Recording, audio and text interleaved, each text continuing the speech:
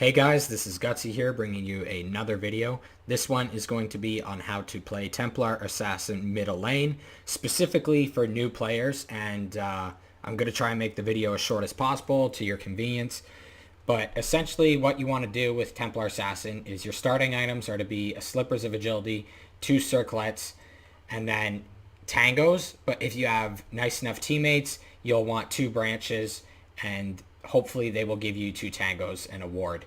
The minute bounty runes get picked up, you want your courier bringing you a healing salve to the mid lane as soon as possible. However, if let's say you don't have nice teammates and that wasn't the case, you would want to pool out branches and then later on a salve so that you could get full effect out of your tangos in mid lane. You want to level up Side Blades, level 1, because this is your best ability for zoning out the enemy mid laner. Templar Assassin is also weak against certain heroes, so do not pick her in those scenarios. Only pick her when she's strong or just average.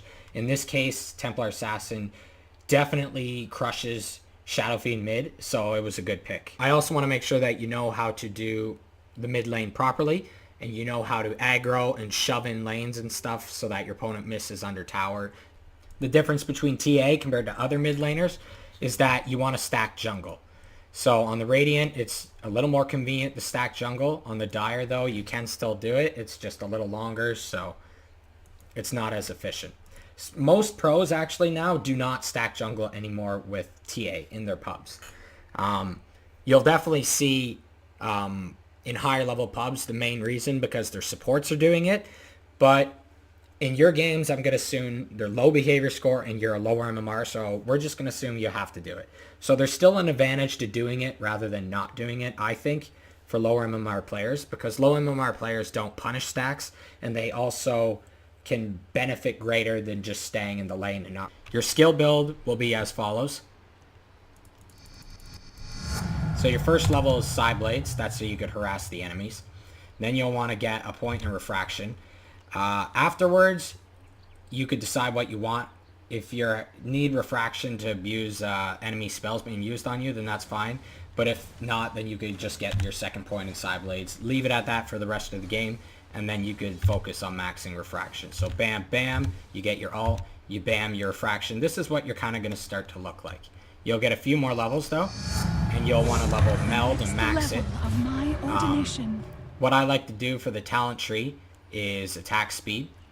I'll just get more meld points to show you what meld is along with your ultimate. So this is kind of what you're going to look like later on, mid part of the game. And then when you're max level, you will want to get up, as I've already showed you, the attack speed so you could farm your ancients faster, because that's the whole purpose of lower skilled TA players. I feel they just need to abuse ancient stacks to get a lead in their games. I get the psionic trap damage because this is great for shoving out creep waves, preventing people from pushing while you're dead. It's sometimes saved racks for me, so I really like this. It's also good because any extra damage you could get during ganks is really nice, and I find you get the level 15 very quickly on TA, so I'll get that. This one is up to your preference based off of the game. I normally get meld armor reduction to continue with kills, and my item build later will complement that, but if you're having a hard time living and stuff, then maybe meld dispels is better. And then this one is preference too. I like to get the refraction instances. I'm all about survivability near the end of the game, I find. And this really helps with that. Your item build, though, during the game, you'll get 2 Wraith Bands. And then you'll get Treads. Agility preferred. And then your next item should be a Desolator. But you'll get that casual Blightstone. So this is kind of what your item build will look like. And then you'll get the Deso, the Blink, and this is basically your build. This is what you're going to look like. So as you can see here, as TA, I'm going to try and abuse my Side Blades to hit him. You got to watch it, though, when you're trying to do this. This is definitely something you want to do, but it could screw up your last hits. As you can see there, my last hits suffered greatly for that. However, I am shoving in the lane, which is very good for me. It's harder for him to get last hits. The first of many. But eventually later on I do a little bit better. You want to focus purely on last hitting, and if you can, zone him out with Side Blades. So as you can see here, I'm trying, but he's kind of punishing me a bit too much. And the other thing is, don't get too caught up on zoning out people with Side Blades, because as you'll see here, I'll eventually figure it out myself. But I'll try and zone him out with it like this, right? But then eventually I'll realize he's harassing me too much, so I'll just move right into his hero and harass him. And I'll show you that in a second. So as you can see here, I'm going to start realizing that the side blades, while still working, it's better to just, if he starts hitting me, it's better to just walk right up to his hero like this and start harassing him. With Shadow Fiend, I get real close, so he can only really abuse one raise. And the other thing you want to be doing is abusing your refraction. So because against heroes like Shadow Fiend and stuff, your refraction completely screws over his raises. So rather than taking last hits and taking damage from raises, I want to be leveling refraction so that none of that happens. It's good because you can use salves and clarities too, especially clarities I like to use, and they can't really penalize you for that. Okay, so here comes a great example of side blades not being prioritized over just straight up harass. So he's coming to me with a haste. This is a very dangerous scenario for me. But what I do is I abuse him coming close to me, and I just keep attacking him rather than running away. And see, as he comes up, I could have easily just turned around and kept attacking him there. Now at this point, I've zoned out SF. He can't really stay in lane effectively, so what he's done is he's gone to the jungle to farm the jungle creeps. So this is the time where basically you want to shove out the lane as quickly as possible. If you've seen my Meepo video, you'd understand that. And then you go back and stack. Because it's the same thing with Meepo. You only shove out the lane, and otherwise you're in the jungle farming and stacking. But in Templar Assassin's case, you're in there to stack Ancients. But otherwise, I go right back to lane and deal with that. This is the proper way of stacking the Ancients, you'll see right here. There you go. You could walk around the tree if you're heading back to mid lane, but I decided to go after Pudge and harass him a bit. And here's how you stack the Dire Ancients. Dragons you have to do at 53 instead of 54, just because of their attack animation. So I'm going to attack them at 53, walk back down to here. I put a ward up there so you can see it happen. Traps do not block stacks. And it'll stack, and then you just walk back to mid lane. Here comes another harassment example. Some harassments could lead to kills. This one almost did, but not quite. But as you can see, I get right up close in his face. I try and go for a kill with the side traps. You do have a lot of kill potential with that. But actually, I wouldn't have really been able to succeed in this one if Rubik didn't come. But you'll still see the kill regardless. So this is the optimal scenario right here. And I'm going to place one up there because he's jungling. You could get one near the rune up here. And sometimes I will have one behind the tower also. This sets up for very easy kills. Alright, so this is going to be an interesting example of me farming the stacks. The best time to do it is you want treads, your 2 Wraith Bands, and your Blightstone. But as you can see here, I'm going to get ganked during it. So I get hooked by Pudge.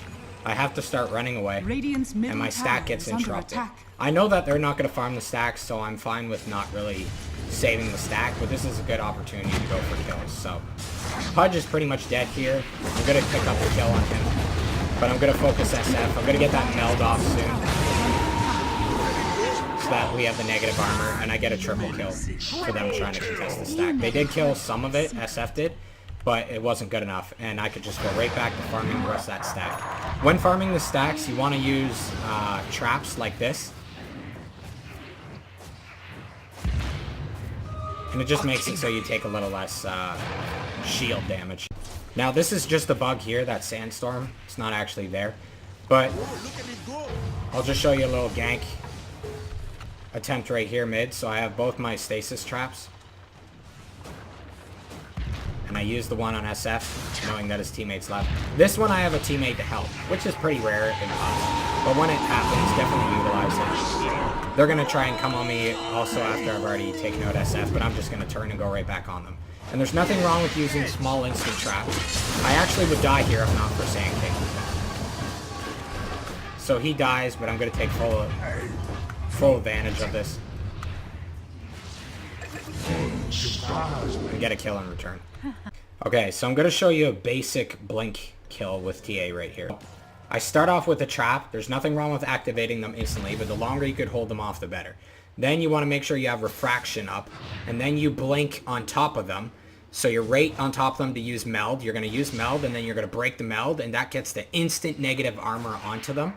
And then it's literally just anywhere from a 1 to 4 hit kill. In this case, it was 4 hits, because it's a tanky battle. But he just falls right there. Okay, so here's an example of abusing positioning. So now I'm going to show you how to kill with your Blink Deso Treads combo. So if you have an enemy here, you can already have a pre-placed psionic trap. Yes. But usually that won't be the case, especially if you're chasing somebody. If it is, then you just click D when you're near it and it'll blow up. Otherwise, you have to manually click the ones. Well, you can do D on those ones too. But depending on, like if I have one here and one here, if I click D, it's going to do this one. So I'll have to quickly hover over this psionic trap and then click Q Your middle tower to blow is it under up. attack. I vow it. Same with this one too. And as you can see, the damage is happening. Here's how you're going to kill them. You're going to place a trap. You're going to activate refraction. You are going to blink on top of them or as close as possible so that you could get off the next ability being meld. And then you will meld strike and attack them. So I'll show you what it looks like quickly and then I'll explain it and slow it down in process as to what's happening on. Set. Okay, that wasn't super quick, but it was still semi-quick. You could do it even quicker than that. So quicker is when you blink, you could literally just click meld and then click on their hero. And the reason why that's the case is because so long as you activate the meld, it will automatically go off if you click on their hero. So basically you could do this. On your guard. Look how fast that was, see? But if you're a new player, you're probably going to be doing it a bit slow. You'll be doing this, then this, then this. That's slower, okay? Nothing wrong with that either. Remember, you will use trap. Set. You can leave it there and explode it if they're running. Then you explode it like that. You will then refraction. Then you will blink. I vow it. Then you will meld. Then you will hover over their hero and click on them to Middle attack. tower is under attack. I have an obsession with clicking A attack too, so when I do it, I actually like do the full A click also, and it's still pretty quick. As the temple One more time just to show you. Snap. See? Wasn't lightning fast, but it still gets the job done. And usually, your traps are so low cooldown, they just come right off. If I take off free spells, you'll see. See? And then he's still running away. And then you're like hitting him and stuff, and he's running away. So then you just get another one and blow it up. You can even wait a bit too. Like when he's running, you can wait a bit on the traps. So I'll just show you. I wait a bit till he's right on the edge, and then I do it. It just gives a little bit more slow and damage. And finally, the other items I go after you get your 3 main cores, which is Treads, Desolator, and the Blink.